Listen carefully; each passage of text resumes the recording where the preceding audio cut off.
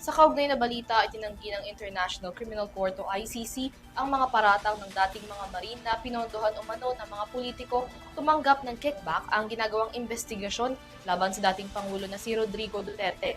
Nanindigan ng ICC na independent ang investigasyon ng korte at na may sarili itong pondo para sa pagkalap ng ebidensya, impormasyon, maging ng mga saksi.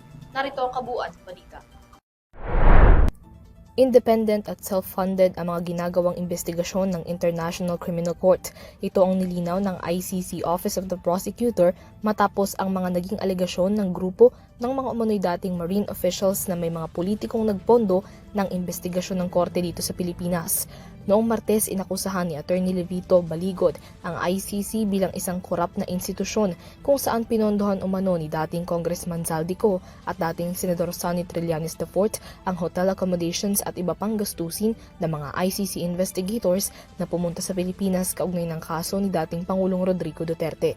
Sa isang opisyal na pahayag, itinanggi na ni Trillanes ang mga alegasyong tumanggap siya ng $2 million mula kay Zaldico para mag-imbestiga ang ICC laban kay Duterte. Giit ni Trillanes, isa itong pagtatangkang baliwalain ang kredibilidad ng legal proceedings laban kay Duterte na kasalukuyang gumugulong ang confirmation hearing.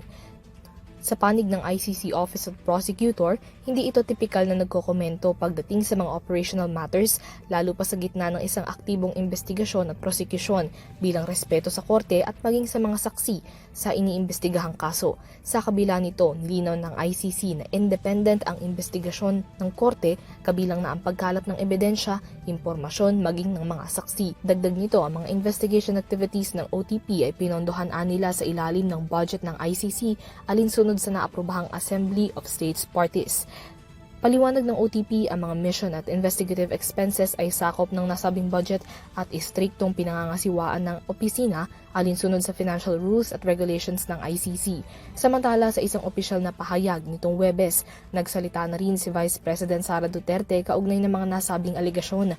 Ayon kay VP Sara, matagal na ani siyang may natatanggap na impormasyon patungkol sa umunoy pakikipag-ugnayan ng ilang opisyal ng Pilipinas sa mga ICC investigators. Sumulat pa niya siya kay Pangulong Ferdinand Marcos Jr. patungkol dito at sinabi umano nito na hindi makikipagtulungan ang Pilipinas sa ICC sa anumang paraan. Ngunit dahil sa mga naging testimonya ng mga nasabing ex-marines, mas naging malinaw aniya na ang umano'y kidnapping sa kanyang ama ay hindi simpleng alitan kundi pamumulitika. Kinondenan niya ang aniyay pangbabaliwala ng Pilipinas sa sarili nitong soberanya na apektado ang dignidad ng mga Pilipino para lamang sa benepisyo ng iilan sa politika. Para sa EuroTV News, Mila Yagin sumasaludo sa bawat Pilipino.